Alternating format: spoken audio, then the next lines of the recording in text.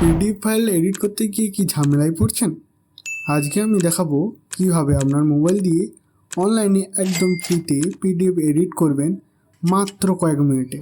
চলুন আমরা দেখে নেই। প্রথমত আমরা ব্রাউজারটিকে ওপেন করে নেব।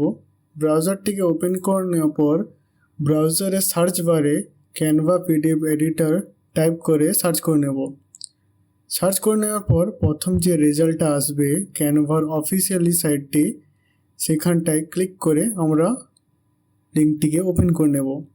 ওপেন করে নেওয়ার পর আপনাদেরকে প্রথমেই লগ ইন করে নিতে হবে আপনাদের জিমেল অ্যাকাউন্ট দিয়ে।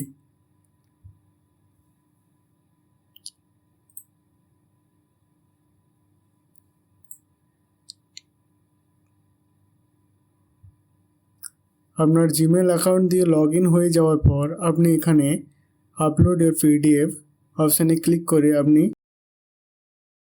যেই পিডিএফটি এডিট করতে চাইছেন সেই পিডিএফটিকে আপলোড করে নিতে হবে।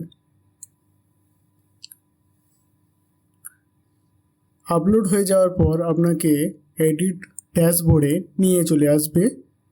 এখানটা আপনি আপনার পিডিএফটিকে এডিট করে নিতে পারবেন।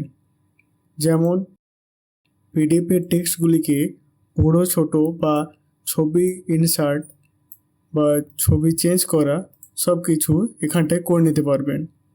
আপনার পিডিএফটি এডিট হয়ে যাওয়ার পর আপনি টপ অ্যান্ড রাইট সাইডে দেখতে পাবেন শেয়ার অপশানটি রয়েছে।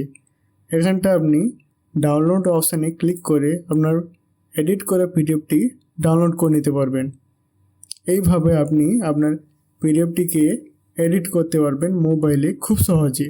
এই ভিডিওটি কেমন লাগলো তা অবশ্যই কমেন্ট করে জানাবেন।